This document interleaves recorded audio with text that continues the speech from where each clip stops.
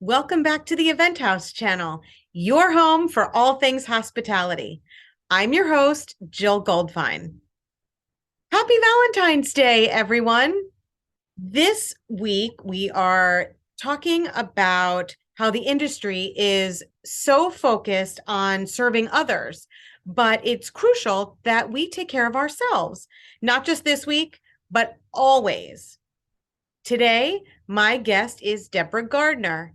She's very involved in our hospitality community as a CMP, sales veteran, and a professional speaker to companies about how to stay competitive and achieve outstanding results by focusing on people.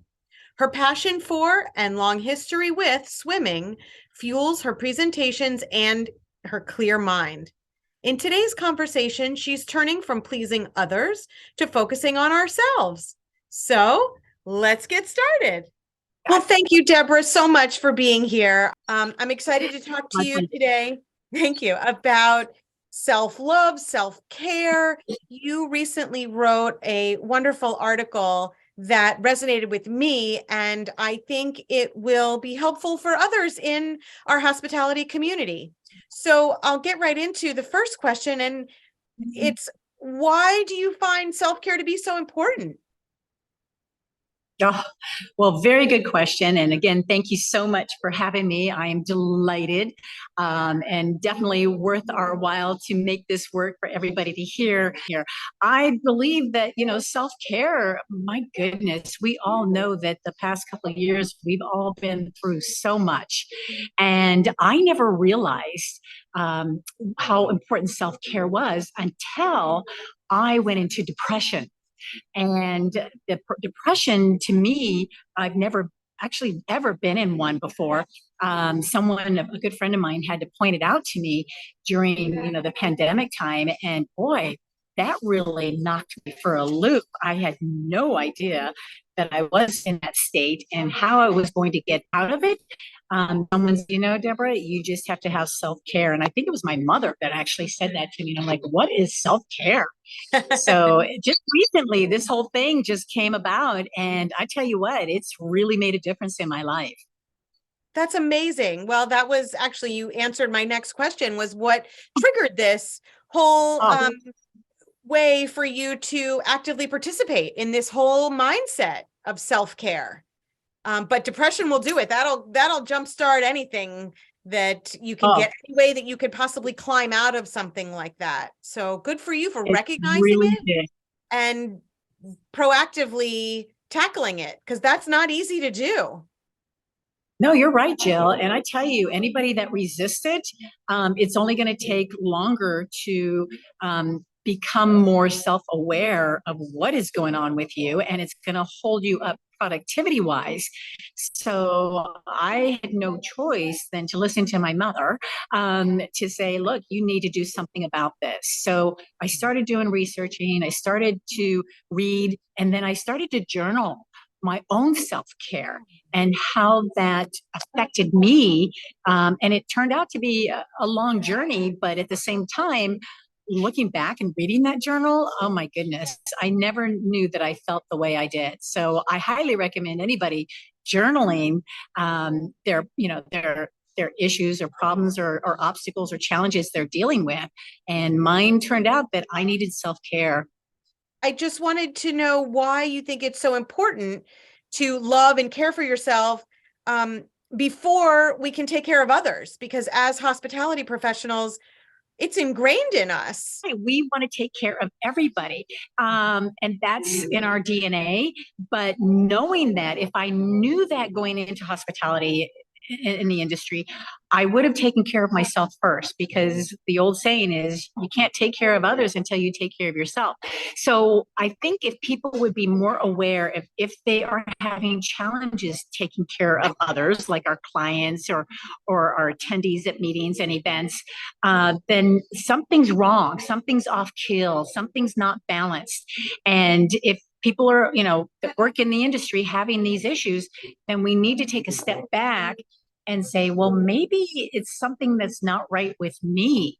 And being aware of that, being able to admit that, is really hard to do.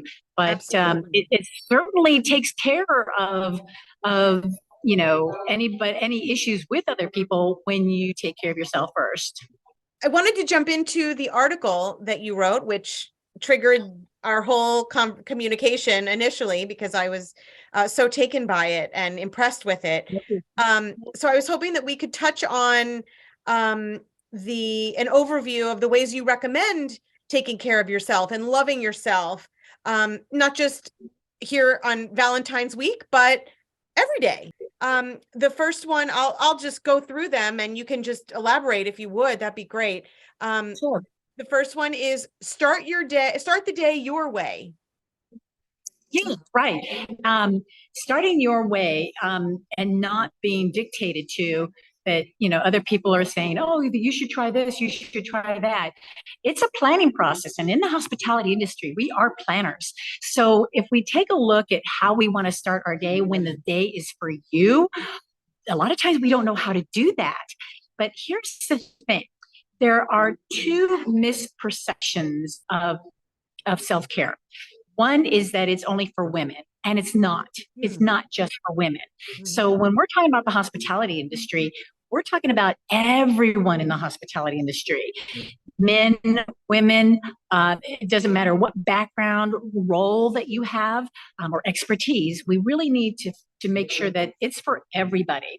Secondly, it's not about indulging yourself. It's not about going to the spa or going to go buy that expensive dress or purse or that car. That's not self-care. Right. Doing it your way means if you want to turn the TV off for a change so that you can be mindful and in your own present space, try that. So try something new and different your way. You mentioned some big things that some people might find that naturally gravitate that way, but it really is the more internal quieting things. I get it. Number two is participate in social activities. We are very, by nature, outgoing people. We are doers. We are networkers. Right. And social activities can be, again, I believe in trying something new and different. So it might be getting out of your space. Sometimes we learn by getting different perspectives outside the hospitality industry to where, oh, that's a creative idea. Let's bring that into the hospitality industry. But I believe, that means you're going to have to say no to people that you usually hang out with, and say yes to new experiences. So if if you got a high school reunion to go, you might meet different industry, people that work for different industries or companies and things like that. So I believe it's again, the self-care is all about trying something new and different, and that includes even when you're social. Number three is stay off. I put / limit social media. Boy, staying off social media is awfully drastic for many of us. Well, it's funny because I'm at this conference right now, and I learned from a communication expert that said the best way to kind of weed differently in social media is choose one. Just choose one and stay there. Don't try to be on 4 or 5 different social media platforms. That's what's stressing us out. Yes. So choose one. And I know it's hard because, your fans are not those people that like everything you do. Like, for example, mine is Facebook. I do everything Facebook. And I've been trying to stay up with Instagram and Twitter and stuff, but I get exhausted. My time is just, exhausting. And so I thought, well, I'm better at Facebook. So what she said today, just choose one. And I'm like, okay, I'm gonna try that. And I think other people should try that too, at least to help stay off social media. But for Valentine's Day is a big one when it comes to social media. Everybody's saying Valentine's. And if you're single, the last thing you want to do is be on there saying, my husband took me to dinner and things like that. So find your purpose of why and if you even want to be on social media on Valentine's Day. Number 4 is say no. And your intention there was to, I put in quotes, overcommitting. I think people would have more respect for you if you said no. And having a reason behind that will even give you even more respect. So letting people know that you control your time. Your time is very, very important, especially in the hospitality industry. our time is extremely important, and Yes. saying no is one of them. You know, I was reading, Jill, I think it was People magazine, or I don't know what it was, but they were talking about Tom Cruise and his time.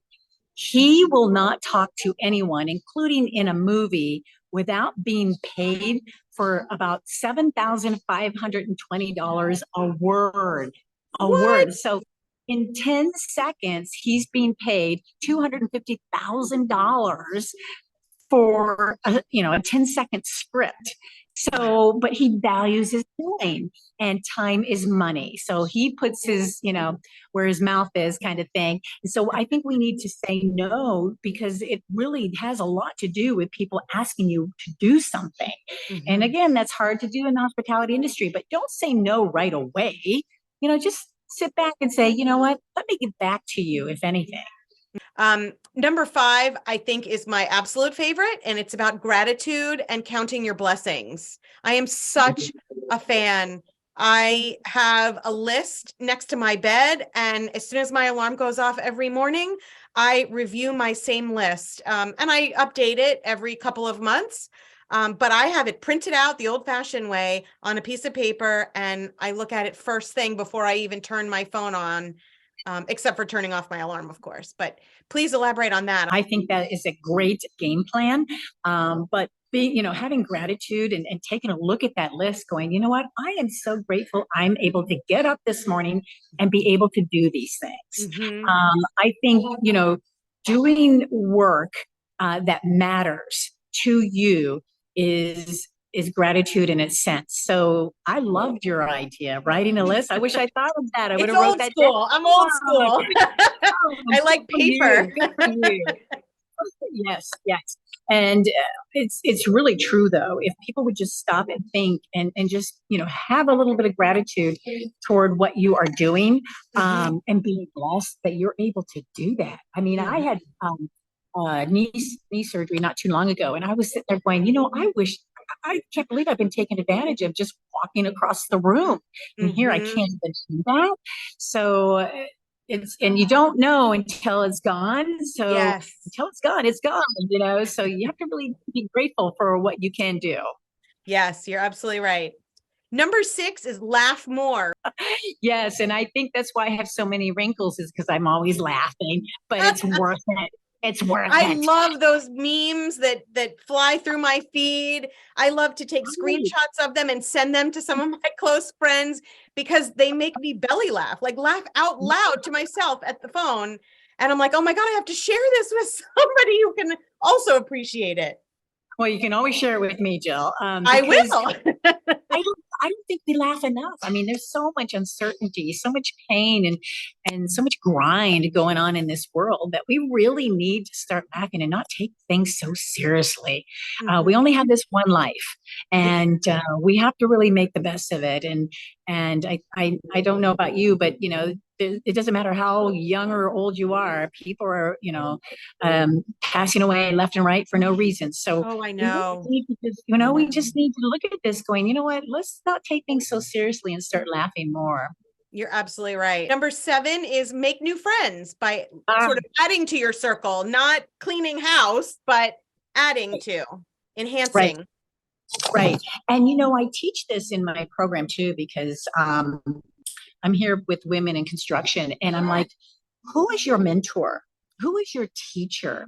Mm. Making new friends and reaching out beyond your own industry, you can actually end up with a new mentor, a new sister from another mother, or a new brother from a mother, those kinds of things. I think it's really important to get different perspectives, because sometimes we can get really stuck in our own industry, our own line of work, our own type of role. I think it's very educational to reach out and make new friends. I agree. Number 8 is hug yourself. Ah, let me see you hug yourself, Jill. I Go don't know ahead. that I've ever actually done that or what the effect is, but it sounds good. Anybody can do it. That's right. That's right. And try doing it in front of people. They'll go, "What are you doing?" I'm like, "I Yeah, don't I know. don't Join know if me. I'm Hug."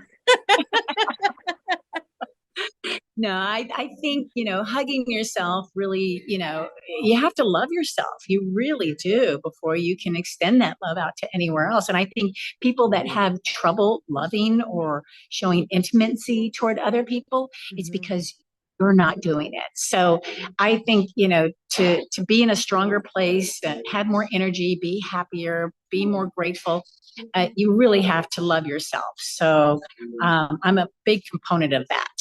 Yes. And number 9, the last one in your article is breathe. And I love it because I am a big fan of deep breaths and I love to give myself a timeout when I feel like I need it. Number one non self-care thing is less patience. You really have to be patient, and breathing gives you that pause, like you said, and gives you like, okay, I need to be patient. I need to put this into practice and do it more, because that breathing is for you to lower your stress, lower your anxiety, lowering your fear. And that way, when you come back to feeling better after a few breaths, you're going to have more confidence. You're going to be happier. You're going to be more productive.